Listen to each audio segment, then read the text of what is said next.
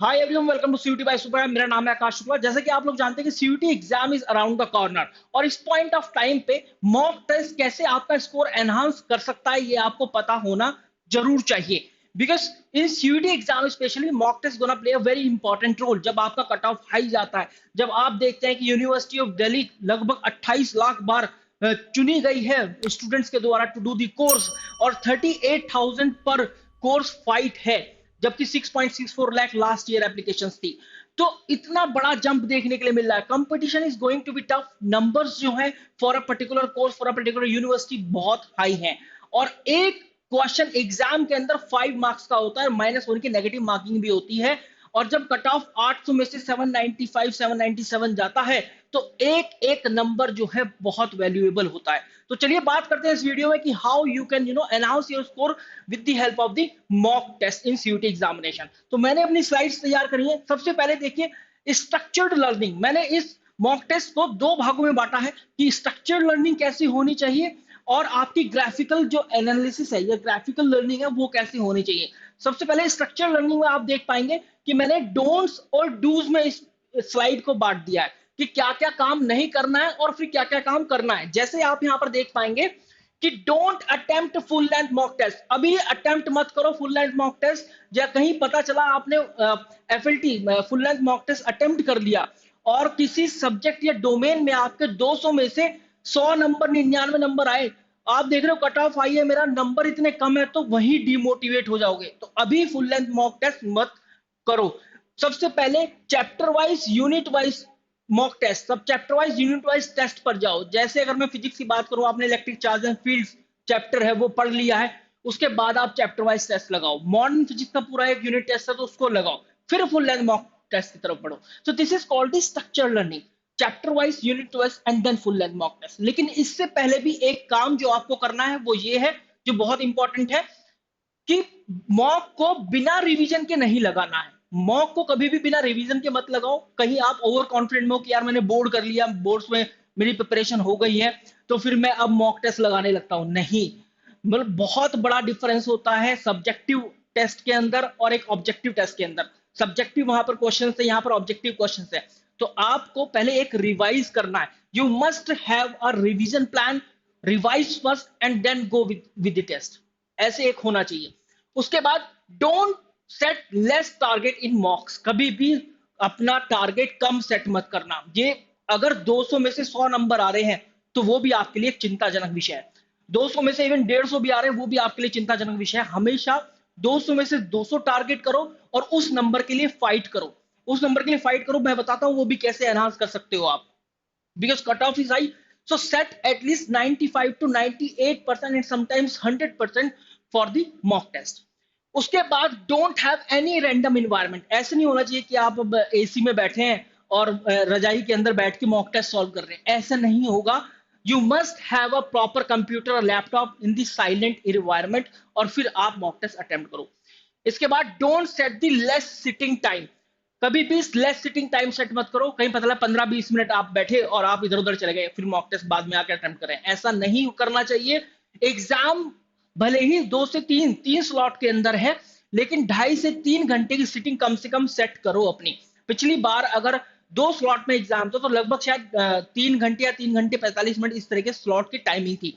So at least 2.5 से 3 घंटे आपकी टाइमिंग होनी चाहिए। आपको आदत होनी चाहिए इतने टाइम बैठकर किसी क्वेश्चन को सॉल्व करने में दिमाग लगाने की, कि हाँ ये जो क्वेश्चन है 100 सेट ऑफ क्वेश्चन या 45 सेट ऑफ क्वेश्चन है या 40 सेट ऑफ क्वेश्चन है, तो इनको मैं किस तरीके से with in a time frame solve कर पाऊं। इसके बाद don't attempt the मॉक्स from the books. ये सबसे बड़ी गलती करते हैं लोग। कोई भी बुक उठा लेते हैं और फिर क्या करते हैं, मॉक्स को बुक की हेल्प से अटेम्प्ट करने लगते हैं कि बुक से उठाया रफ कागज पे सॉल्व किया। ऐसे नहीं होगा, बिकॉज एग्जाम इज ऑनलाइन।